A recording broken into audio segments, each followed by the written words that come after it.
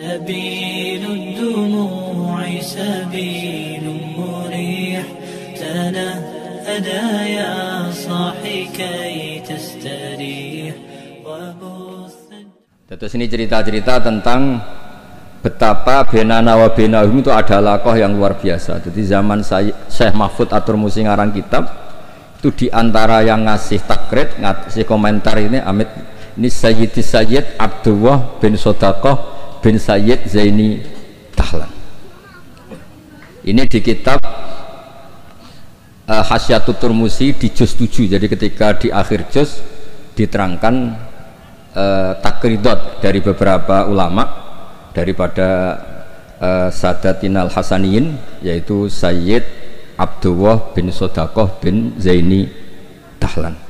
Di antara pujian beliau, karena beliau baca betul kitab Hasyiatut Turmusi, inna hadza lahu ta'lif alladzi yaftakhiru bihil amilun. Terus beliau menulis limiti hadza falyamalil amilun fajazallahu muallifaha al jazaa'al hasan bi fadlihi wa judihi wa matta'al muslimina bi baqaihi wa judihi. Jadi ini menunjukkan ketika beliau menulis itu masih sugeng. Dan kita tahu Syekh Mahfud Atur Musi ini adalah gurunya Mbah Hashim.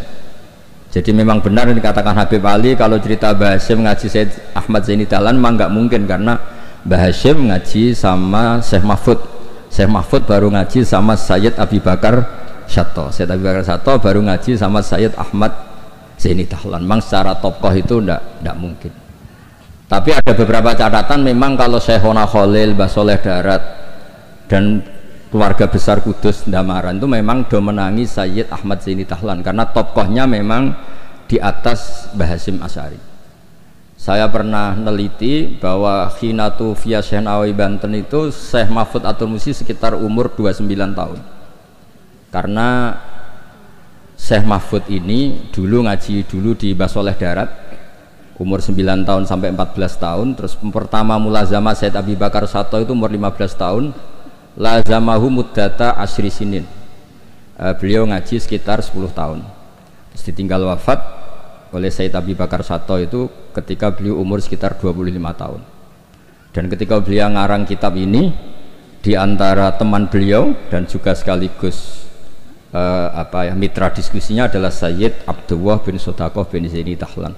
Kemudian memberi kata pengantar ini, diantaranya mensifati Sohibul Afham ad-daqiqah wal ma'ani al-asbah ar-raqiqah al-murtafi ala ru'usi fudala'il asri.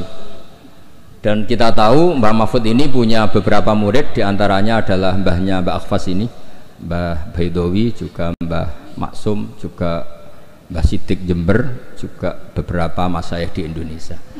Ini yang agak serius tentang manaqib, supaya kita tahu bahwa inna hadzal ilma dinun fangzuru amman ta'khuduna dinakum. Lah yang penting dari sanad itu adalah profesionalitas. Sebab itu kula cenderung cerita nu paling seneng cerita wali, kira di kepenak. Jadi dulu itu terkenal cerita ini, yang paling terkenal di Jawa Timur. Ada santri itu gobloknya ndak ketulungan. Jadi khidmah kiai tok, kiai ini ngopi digekno kopi, menonak kiai ini rokok ya digolekno asbak, pokoknya khidmah terus.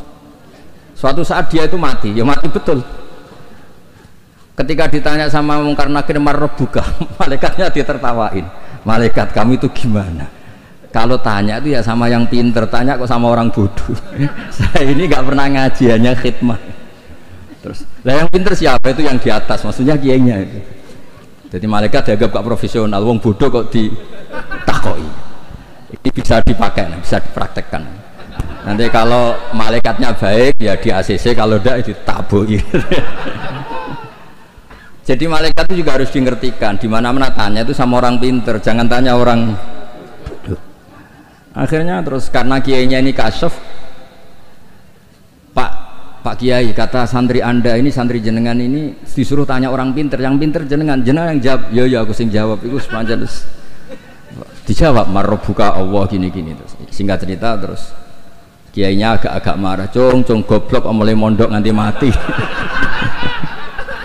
Nah ini cerita ini guyon tapi penting, karena kalau kita nanti masuk surga itu ngandalkan syafaat Rasulullah Shallallahu Alaihi Wasallam. Kalau amal kita tidak cukup, amal pidato disangoni, itu serawan masalah.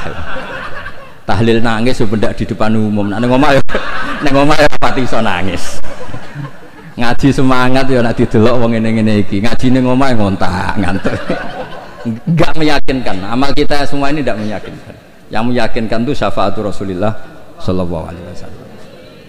Dan syafaat Rasulullah ini supaya Nabi itu tidak capek-capek, ini harus didelegasikan ke kiai-kiai, karena banyak kiai yang mengatakan saya itu tidak yakin bisa nyafaati. Timbang Nabi repot-repot moro mriki kan ya mendingan dipasrah-pasrah wong kene lah. Ya ada kiai yang cara berpikir begitu. Tapi itu bukan guyon, memang secara sanad seperti itu. Masyhur di kitab Syafaah. Di kitab Syafaah itu ketika Allah memanggil semua nabi dan ada kursi di surga, hanya Nabi yang nggak masuk. Itu bisa dilihat di kitabnya Said Muhammad Mafahim Yajibu Antusoha. Ketika Allah tanya mana Habibi Muhammad, beliau tidak mau masuk, kata nabi-nabi yang lain. Kenapa tidak mau masuk?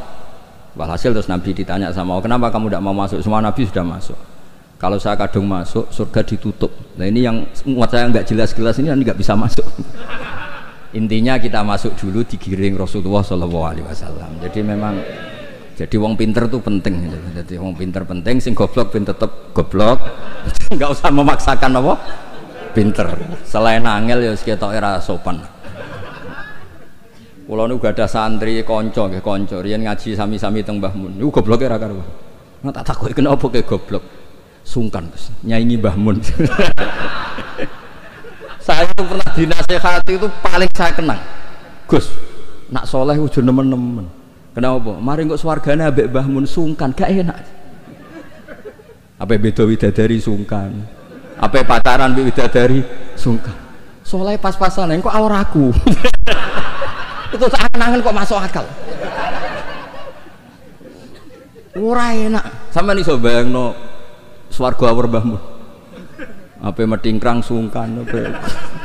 Terus monggo ke soleh pas-pasan mawon kersane lho. Tapi risikone pas-pasan nak kuotane ra cukup neraka. Lah nek kuotane pas-pasan risikone niku. Terus Rasulullah itu milik semuanya nggih.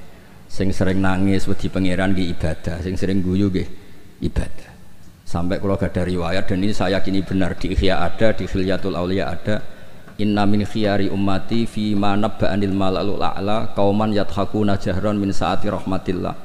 Somben umatku pilihan-pilihan sing nak guyu banter-banter. Mergo saking yakin rahmati Allah ku jembar. Potongan ngeten iki beb nak diajari nangis terus frustasi. Mergo kombinasi nangis kredit, nangis damuk bojo, nangis tanpa masa depan. Wis kon guyu mawon kersane ridho mek kodok qadar. Terus masyhur itu dua nabi yang debat ini masyhur, yaitu Yahya dan Isa. Yang satu sering merengut mikir akhirat, digojlek sama yang sering guyu. Mali aroka abisan ka'annaka taqnatu min rahmatillah. Kowe kok merengut kaya ora ana rahmate pangeran. Mbok yo guyu bareng. Terus sing sitok gojlek mali aroka dohikan ka'annaka ta'manu min makrillah. Kowe guyu kaya ora ana adab bae. Lah alhamdulillah umat Nabi niku mun saged sedanten beb. Guyu nggih saged, nangis nggih saged. Berarti yo niru Nabi Yahya, niru Nabi Isa. Cuma kok ora perkara iku, perkara jagone menang guyu. Arab Saudi menang guyu kabeh. Barang saiki kalah terus nangis kabeh. Lah nek guyune wong saleh-saleh kados kula krana wedi pangeran. Maksudnya guyu mergo wedi pangeran. Kula niku isin didelok pangeran ku nangis. Wong dikek rahmat akeh kok ijek nangis. Oleh syukur iku kapan? Terus guyu iku saged dielmoni.